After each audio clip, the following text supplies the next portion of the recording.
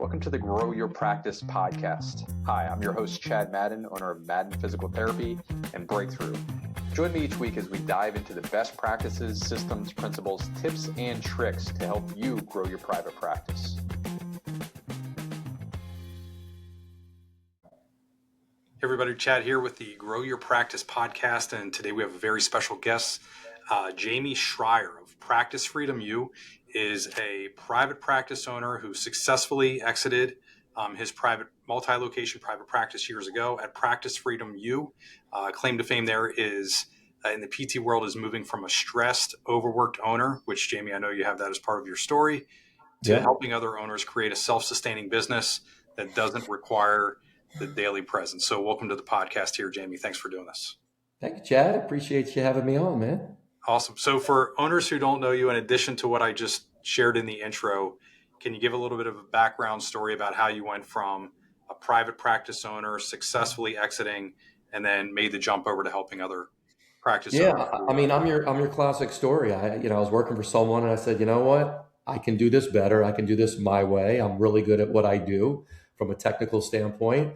So I made that leap of faith and bootstrapped a private practice with my wife at the front desk and me in the back doing my thing. And it's funny, for the first 12 to 18 months, I would look around, I go, why are people so crazy with this business stuff? This is easy. Well, it wasn't too bad until, first of all, the friends and family that used to support you, they started drying up, and I didn't really know anything about marketing.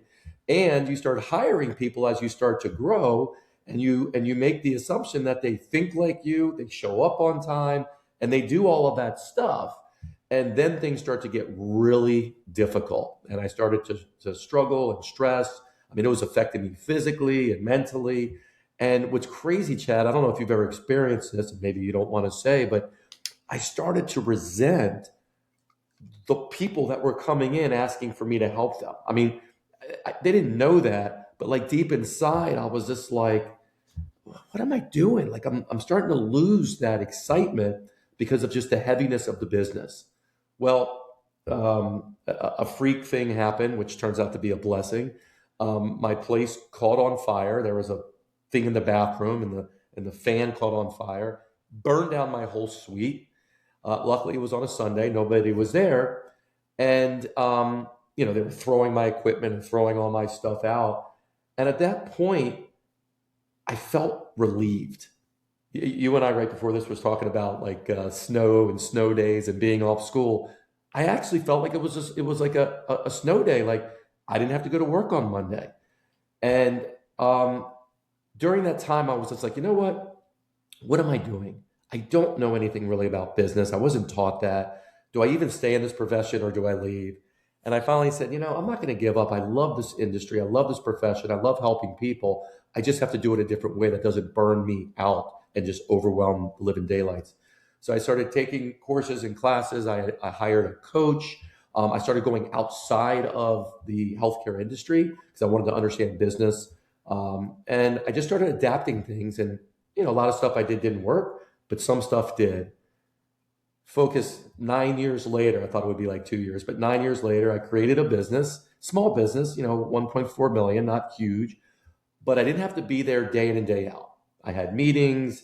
We had a great team, organization, systems, all that stuff. I was meeting people, looking for opportunities, monitoring it, but I didn't feel trapped. Shared my story on a webinar at the time. I wasn't even sure what that was. And a few people reached out. Next thing you know, I was like, yeah, I can help you. And Chad, I found my calling, man. I love coaching. Since then, I created Practice Freedom U. I've worked with hundreds and hundreds of practice owners.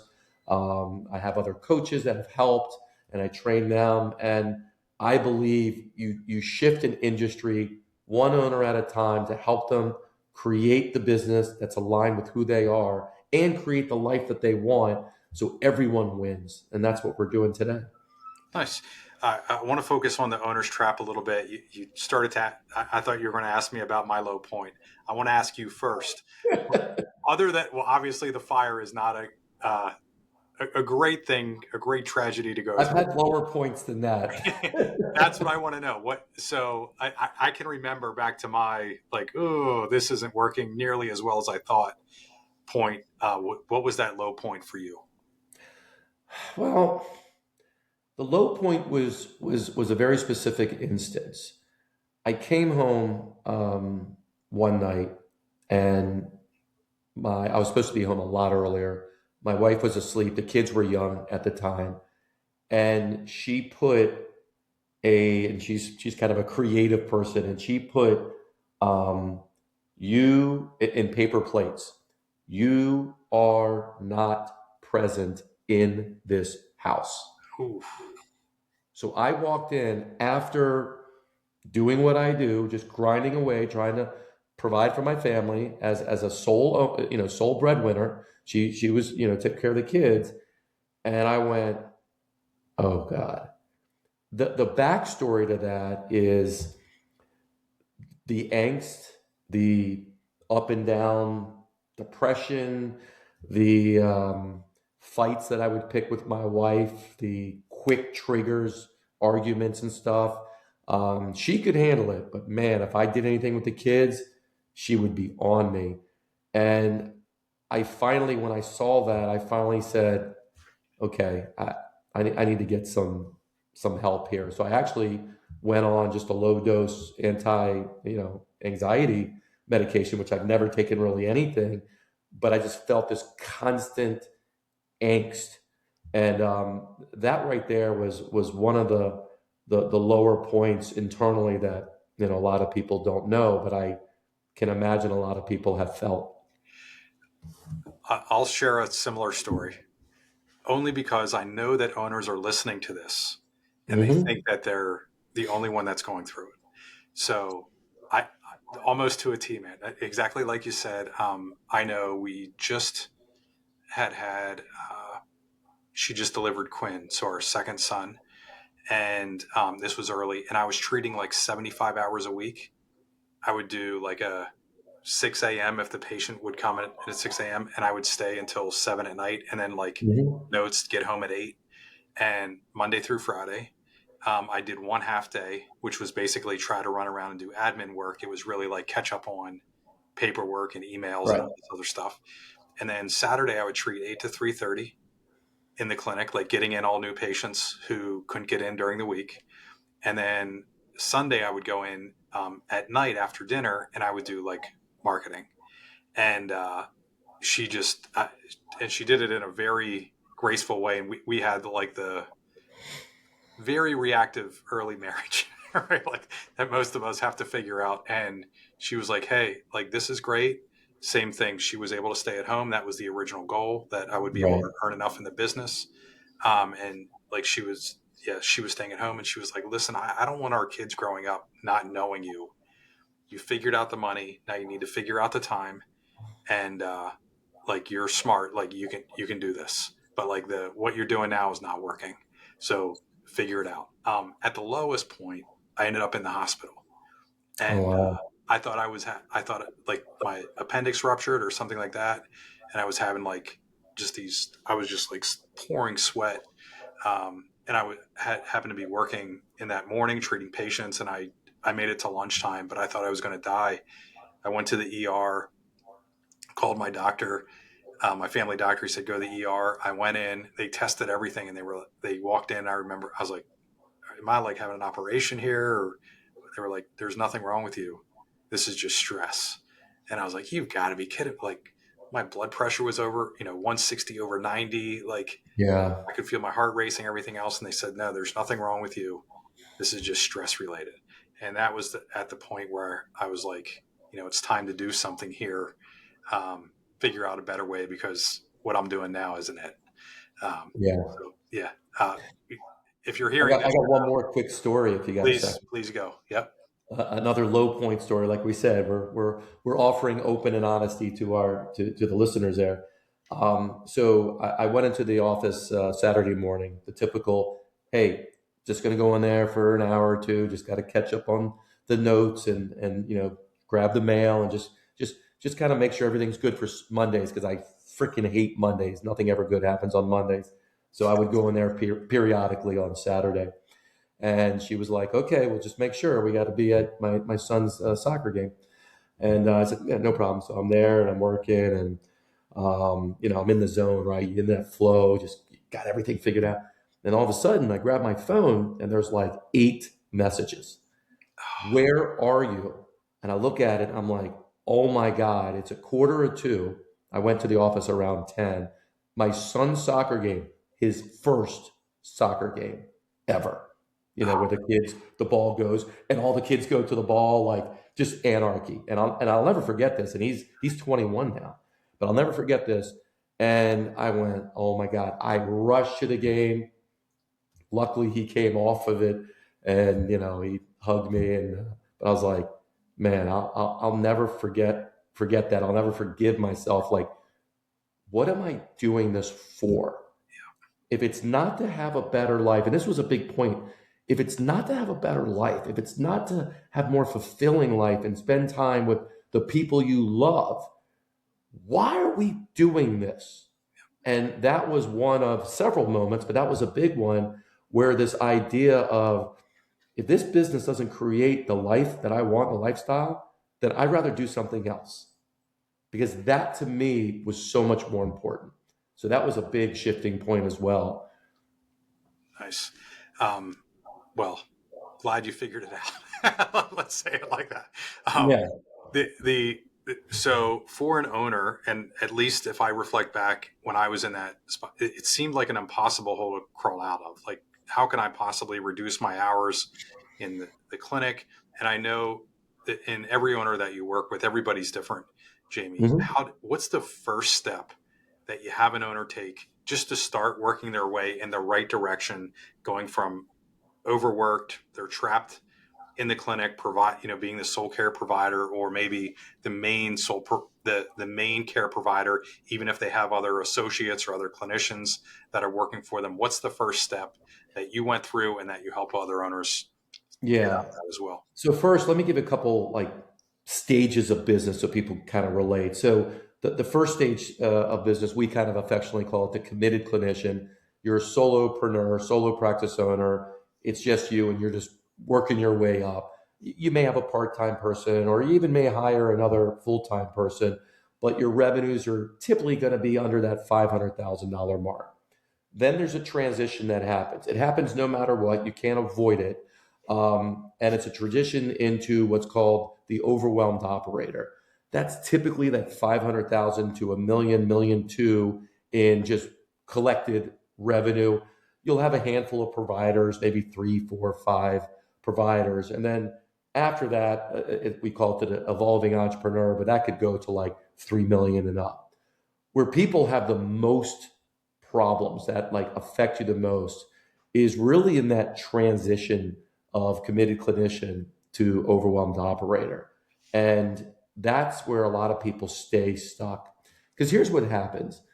You're really good at what you do, which is partly why you created your business, and everyone loves you and everyone comes to you.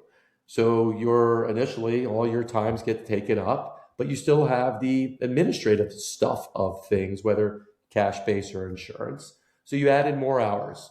You know what? Not a lot you can do about that. You got to put in that time. Where the shift starts to come is when you start hiring people that are supposed to be helping you. What happens is you still do your stuff, but now you're kind of helping them do their stuff. So right from the beginning, you are taking on even more of the responsibility, even though you have help, because you haven't maybe clearly defined their role, clearly put in KPIs, clearly created values and boundaries and expectations and all this stuff that maybe we know later, but we're setting the precedence early. So then what happens? Well, they work with you guys and they figure out, hey, we can generate a ton of referrals, which becomes a whole nother type of problem. So your business starts to grow, you start to hire, but your schedule doesn't go down. Your schedule becomes more and more. Your stress starts to go up, the angst starts to go up, and now you're just working to maintain. it's hard for you to actively grow. So what do? The first place I'd always start, and I have people do what's called an activity organizer. It's just listing your stuff that you're doing and put them in a couple different categories. Initially, it would just be, what are things that you love to do that give you kind of energy? So we call them high energy. And what are things that really just suck the life out of you? Either you hate it or you say things like, well, I don't mind doing that. I don't mind is a death sentence. So we'll put that in the low energy. And simply what you focus on is looking to remove one low energy activity, low energy task. Because what it takes to do that, you and I talked about something before we jumped on. We said, this idea of limiting beliefs. Yeah. And there's two other areas that affect us as owners when we start building and growing a business. One is limiting beliefs. The other is control or the fear of letting go. And the other is identity. Like, who am I if I'm not a clinician? So by just letting go of one activity, you embrace that uncomfortableness of allowing someone else to do that thing, which then you can start learning about systems and about communication and expectations and all of that. So it really starts, Chad, with that idea of removing the administrative stuff, because I've never heard anyone saying, ooh, that gives me energy. Start with that and get into the habit of doing that. That'll open up some time to allow you then to go to some other levels, typically making better decisions. Because when we're in a good place, when we have clarity, we make good decisions. When we are overwhelmed, we do not make good decisions. No matter how much we think we do, we don't. And too many people, especially in that area, are so overwhelmed, they're just making reactive decision. So not only do they have the original problem, they have the problem that their decision made that could show up 3 months later, 6 months later, what have you. Yeah, that's great. I'm in alignment with 100% of what you said there. I unfortunately invested a ton of money to learn exactly what you shared in the last 3 minutes. But Likewise. yeah, I remember the one we had coaches who worked with Vern Harnish, and I think they also worked with Dan Sullivan and that group. And this was Wayne Ferrari, and Wayne grew a company from zero to $180 million over the course of 15 years. Had a very successful exit. He was now coaching, and he had something similar, which was like four levels.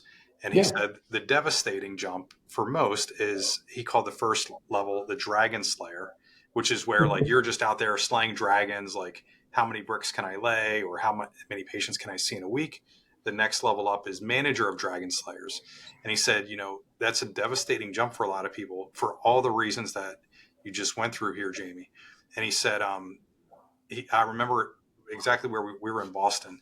I remember where I was sitting, and he said, what do you think the biggest barrier to make that jump from Dragon Slayer to Manager of Dragon Slayers is? And I threw out like everything, like a million guesses. And he just kept saying, nope, like it's not time. It's not all this other stuff. And he said, it's ego. And I was like, no. And he said, oh yeah, like just think about it. He was like, when you're a therapist, if you're treating, every patient that says, oh, I want to see you, I don't want to see the person that you just hired. I don't want to see Dan or Matt or whoever it is. I want to see you. Then we start to tell ourselves, well, everybody wants to see me, even though it was like one patient out of 40 that said that. And that's just that's like putting your self-belief on steroids. And he said, so, a lot of owners are going to struggle with that. And he said, it's true in any business, but it's especially true in service-based. And he said, you're going to have to let go. We had a director go through this, and that's really my role in our company right now, along with Mike, is like working with our directors to get them to go from 0 to 100 as quickly as possible. They typically can do that in about 2 months.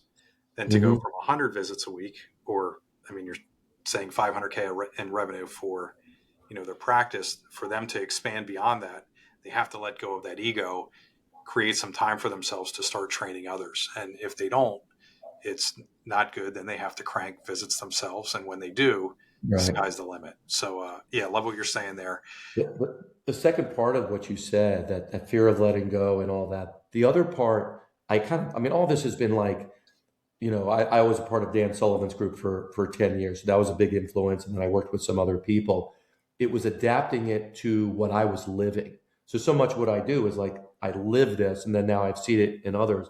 The other part that, like you, no, it can't be just ego, is identity. It's amazing how we see ourselves. Look at the language we use. We graduate from school, and I like to listen to people that graduate. And I'll say, "What do you do?" "I'm a physical therapist." And I go, "That's interesting. I didn't ask your credentials. I didn't ask your profession. I just said, what actually do you do for a living?" And we do this unknowingly. And that creates the identity that I'm a physical therapist. I'm a pediatric therapist. I'm mental health, whatever it is. I'm that. And then you start to surround yourself with that identity. And that identity becomes how you see everything. You see problems and everything else through that lens. And when you start to challenge someone, which I know you've done, you start to challenge people like, look, but if you want this right here, if you want a bigger business and all of that, you have to lean into being a different identity. You can hold on to pieces of it, but well, I don't want to be like an owner. I don't want to be one of those people. I just want to stay a clinician. I go, well, then don't do this, because I've never seen someone go to that level without adopting the identity of a leader and the identity of an owner. So we spend a fair amount of time. It's not. I mean, it's intentional, but it's like they just resist, not because of a strategy, not because it doesn't make sense. There's a deeper thing of this identity of who I think I am that has been reinforced through training and upbringing and schooling and academia and all that. And it's interesting. No one really talks about that too much. Yeah. At least I don't hear it out there. I try to talk about it, but do you hear that out there? Like kind of what you even said with the Dragon Slayer and the ego and the identity and the in every session that we do now, that's live, where I can see people. I don't do this online, but in any time that I'm presenting live to a group, I always start with limiting beliefs. Yeah. And I go through, I mean, the quick and easy, pun intended, is Jim Quick's, like, here's how to handle this. And the only reason that I put it out there is because if I'm trying to get a point home, and I'll give a quick marketing example. I have a session that I'm doing in Tennessee this Thursday. A limiting belief for marketing might be, I don't need to, my schedule's full. I have a wait list right now. I don't need to market. Right. But then what happens is if they're not doing goodwill to their marketing list today, whether it be patient list, physician list, or whatever that might be, there's going to come a time in the future where they need to increase demand. Maybe they hire another therapist. Maybe they've expanded space. Maybe it's a slow season, and they have to ask now for somebody to schedule an appointment. If they haven't set that goodwill beforehand, the offer doesn't take as much. It's not going to be nearly as effective. So you should never shut down marketing. So we have to address that and go through limiting beliefs so that they say, okay, all this is great, but I have a waiting list today, right? So like we go through. The other big one that I hear, Jamey, often is my business is different. Like there's something unique. If I meet one more person that says, but Jamey, my situation is different, I go, I've met 500 people that have different situations. And if you step back, far enough, dude, it's all the same because we're human beings. I did service-oriented business. Absolutely. We did this. I did this live, 250 people in the room. And I did my business is different. And we got to the end of this session. It was about 30 minutes.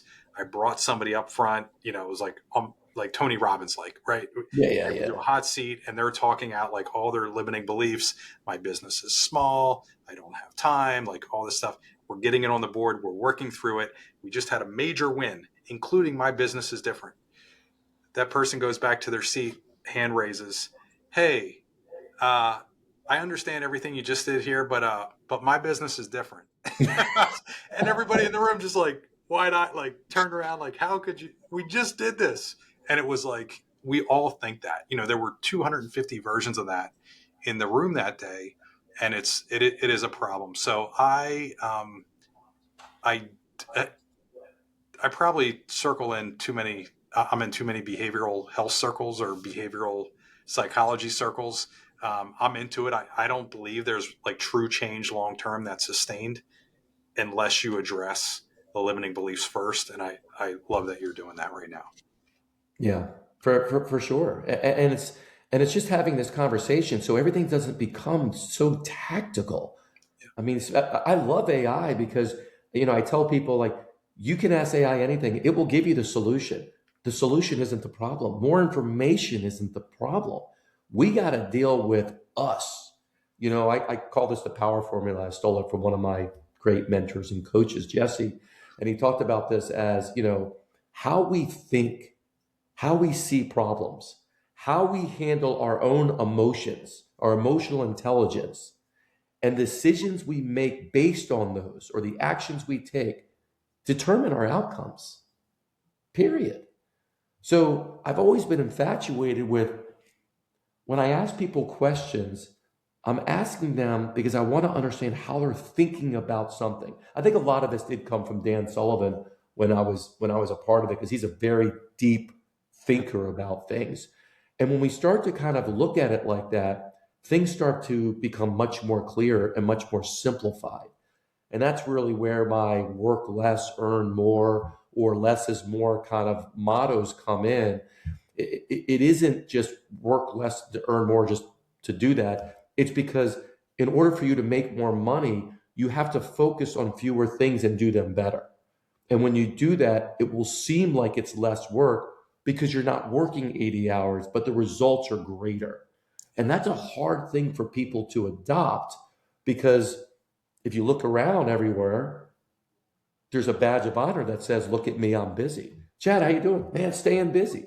You? Ooh, I'm not trying to do that. Yeah. Like, what do you mean you're not trying to do that? Why am I trying to stay busy? Yeah.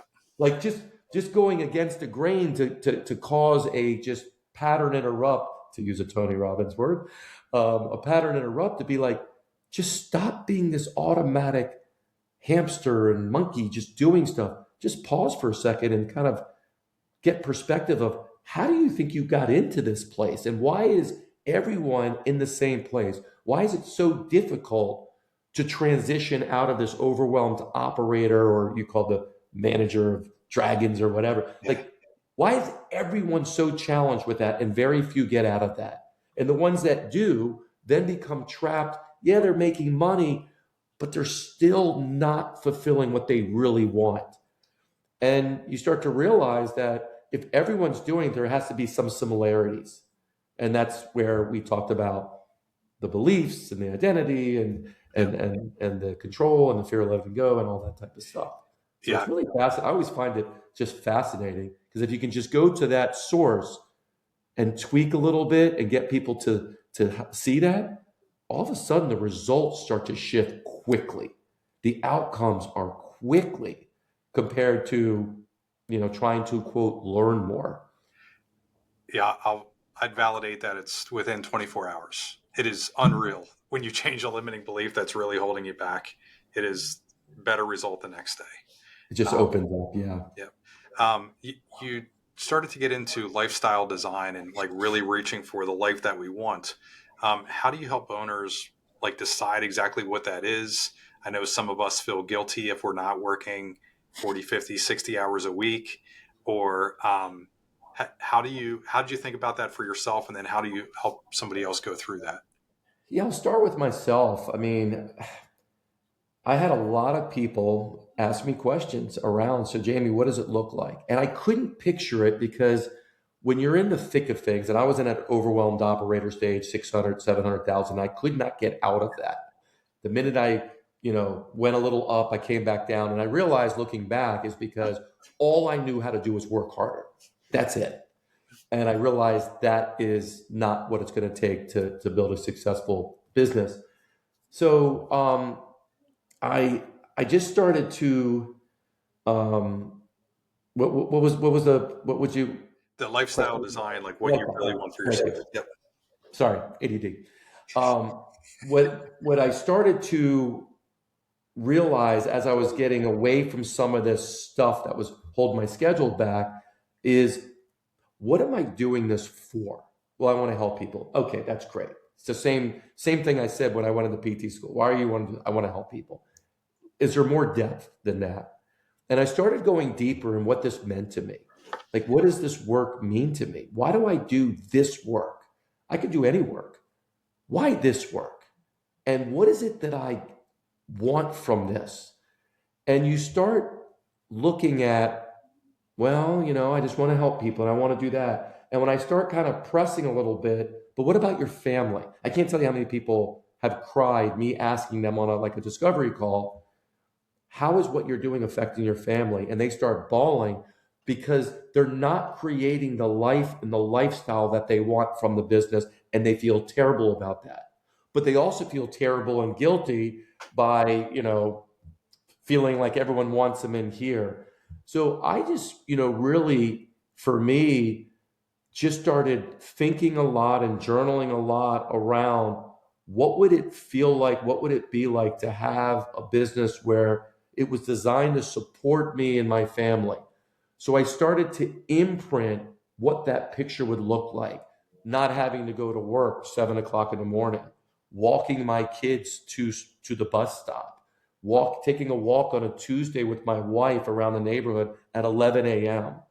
And it started to just create feelings of, wow, that would just be amazing.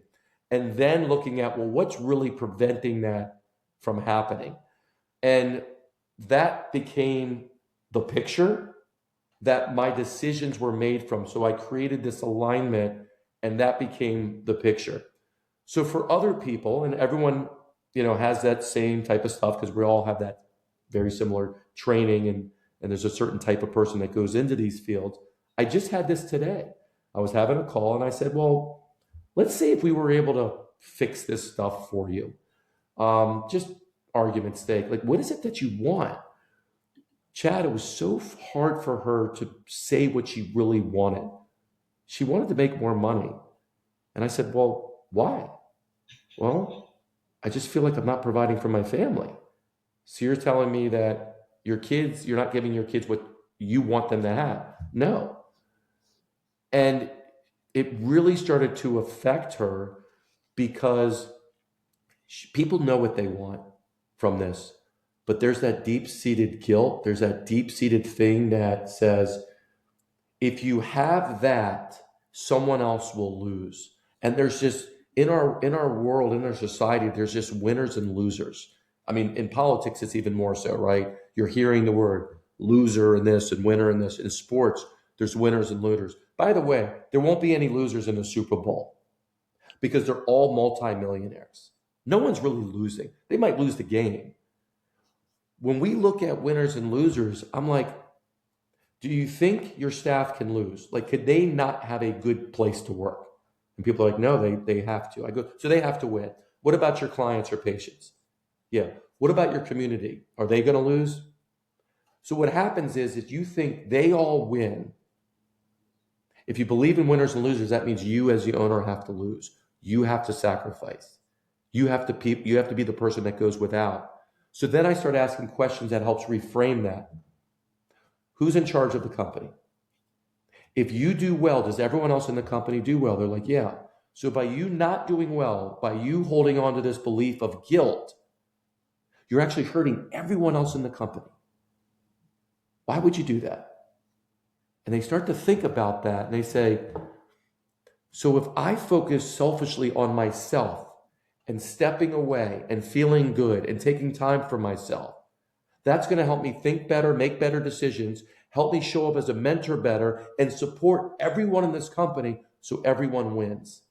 And I'm like, exactly. And that just becomes a massive breakthrough. So that, again, is some of the, like you said, the psychology of what we do. But let's face it, every decision, everything we make is us. It stops with us. So I don't know if I answered your question. I kind of rattled a little bit of there, but. Well, what I took from it was we were talking about, lifestyle by design. And most of us as owners limit because we believe in this zero-sum game. Yet at the same time, we're not really thinking it through with the theory of abundance is how can we create win-win-win for everybody across the board? We, and I'll go back to Wayne. I think we worked with him for 7 years, but Nice. another really good thing that he taught us was, most business owners, and we were the only healthcare business that he worked with. So I got to see a little bit of everything, and really it was my job to distill the principles and then bring that into our practice. But the one thing that he talked about is for most of us, we're trying to balance relationships, which in healthcare and a service-based business, we're amazing at, right? We would see a patient and waive a copay or a deductible. We would give away care for free. We underbill constantly in our profession. We would give any team member a raise they were looking for, which we would pull out of our pockets to subsidize the practice so somebody could have benefits or whatever that might be. We're very oriented that way. That has to be balanced with business math. And for most of us, we don't really like that. We're not oriented that way. It doesn't come natural to us, and we really have to work at that. And he talked about, if you've ever worked with somebody who's only productivity driven, that's not fun because you can see that person just treating everybody. That doesn't work either. Yeah. So long term, to have a successful business, you have to balance both.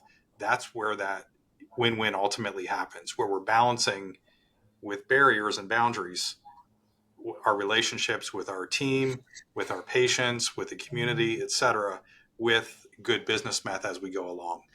And my follow-up on that is, I know you've talked about in many different places, profitability versus revenue. PT, specifically private practice, has never been more stressed than today. I just shared this. I pulled CMS numbers since 2019, looking at CPT codes. When we add that to inflation, so the CPT code either staying stagnant since 2019 or the decline, the end result is a 29% hit of inflation plus CPT code reimbursement reduction since 2019. That's 7 years. That is brutal. However, behind every breakthrough is preceded by an obstacle. I perceive this as an obstacle. I think there's ways that we can get around it. I know you write a lot about, focusing on high margin growth and efficient systems, rather than just focusing on what we've done in the past, which is more visits, more visits, more visits. How are you helping your owners that you're working with think through that today? Yeah, that's a great question. I think the first thing that I do when I'm speaking to any owner is first figure out, do they have a profitable business model? So many times, not so many times, but a handful of times I've seen where their model, and I talk about model as in treatment versus revenue per visit. If you're an hour getting paid $50 in New York City, you're not going to be around. And I think it's important to understand, do they actually have a profitable model? It may not be profitable, but they have a model that could be profitable. That's question number one. And so many times we have created our business model, like you said, not with the numbers, not with the math. We create it with emotion. I believe in quality care. And quality care is one patient an hour, which is fine. But if it doesn't support that you can deliver care and have a significant profit left over, that's just simply not going to work. What I've seen for a while now is we don't have any excess. When I was in practice, when I sold my practice 10 years ago, the margins, if a business was run well, were okay, were decent. They were never great. In the 80s, the margins were great because you got paid full boat, and there was no competition because no doctors or anyone had physical therapy. And of course, that started to shift. Right now, and I wrote an article, a blog, I don't know if you saw my blog, but I wrote a blog about the death of the middle class. And it was really this conversation. I don't think what's happening in our world and our country and all that is going to have too much effect on the smaller practice, the solopreneur. You're able to work with margins because you're really just kind of, you're self-employed. You're just kind of paying yourself. And I think the bigger companies have a lot of leverage points. So they may have smaller margins, but they have so much more leverage. The middle class is that upper overwhelmed operator to that $2, $3, $4 million. They're kind of caught in the middle. And it's so much more important now that you have to look at your business as a business. You have to increase that business acumen, and you have to look at how to create more efficiency in your business, more streamlined operations. We talk about all of this, but I don't see people actually doing this. Yeah. If you do it and you have a good model, there's actually still a lot of money in what we're doing. I mean, some of our clients are making millions. You'll never hear about them. They're not here talking all over about it. A lot of them aren't necessarily going to all these conferences and stuff like that. They're just quietly doing the work, not talking about the work, not learning more about it, just focusing and doing it. And I think that if we don't shift into actually leaning into the things that we know we're uncomfortable and creating a business that has, clear expectations, clear operations, clear systems, financials and KPIs that are help guiding our decisions, and that is aligned with who we are and what we're about, those are going to go away. Yep. They're going to be gobbled up for pennies on the dollar, and they're just going to disappear. And someone else is going to come in and take that sector of the population and treat them a different way, which I don't think is good and healthy for them and who we are as a profession. But we have to take responsibility. I wish there was like some qualification process in order for people to be an owner. I probably would have failed in the beginning. But anyone could just sign a piece of paper and say, I'm an owner, I'm an LLC. And the reality is you're hurting the profession by having a company where you're not creating a great experience for people and you're not successful yourself, because people's image of what, in this case, physical therapy, their image, a lot of it is for people that are not creating what I call like that next level experience and company. Yeah. So that's where I see the opportunity. Is we have an opportunity with all the technology and everything going on. And I know you guys are doing some great stuff, Carl told me, which is just so perfect, but we have to create the mindset to think like that. If not, the opportunities are going to come and we're not going to know they're there. And in order to do that, we have to, number one, we have to begin to step out of our business, not right away, but step out of the day-to-day, put great people, great systems, great technology in place and run very lean, profitable business that deliver a great experience and great care. Yeah, I'm with you there. For our listeners, what's the best way for them to learn more about you and Practice Freedom U? Yeah, so I created what's called the Practice Freedom Assessment. You can go on our website, practicefreedomu, the letter u.com, and take it. It's a free self-assessment. And what the power of the assessment is I'm going to ask you 24 questions, probably 24 questions you've never asked yourself. And it focuses on different aspects of a business and allows you to answer them 1 to 5. Based on your answers, you're going to get a report. And so far, the report's spot on for everybody that's ever taken it. You're going to get a report that's going to kind of give you an idea of where you are, what stage of the business in, what your challenges are, and more specifically, what you should do about it. After the report, I offer a free review to go through, no strings attached, just go through what the report's saying and what I believe you need to do. And then after that, if there's something we can help you with, great. If not, at least you have a very clear picture and a plan of what you need to do. So start with the Practice Freedom Assessment. And if you'd like, you can schedule a time we can review that and go from there. And they can do all that at, you said, Practice Freedom U. Just go on our website, Yep. Practice Freedom U. I'm also on LinkedIn. The assessments there too, but I'm pretty easily accessible in those areas. You're easy to find. Yeah. I should be. If not, I probably need to hire you guys more to help me with marketing, which is not my strength. For all of our listeners, Jamey is spelled Jamey. Only because I made the mistake myself years ago. I think it was 10 years ago. But yes, so yeah. You're not alone. I got family members that don't spell my name correctly. Seriously. On birthdays growing up, I had aunts give me, $5 birthday checks spelling my name wrong. So I'm good. so used to it. Yeah, that's great. One final question for you. Obviously, you've invested very heavily in business for yourself, and you've been able to pay it forward with other people. What's the most influential business book that you ever read in your private practice and Practice Freedom U career? Most influential. I'm looking at my books. I'm going to give one that people probably haven't heard of because everyone hears like the major ones.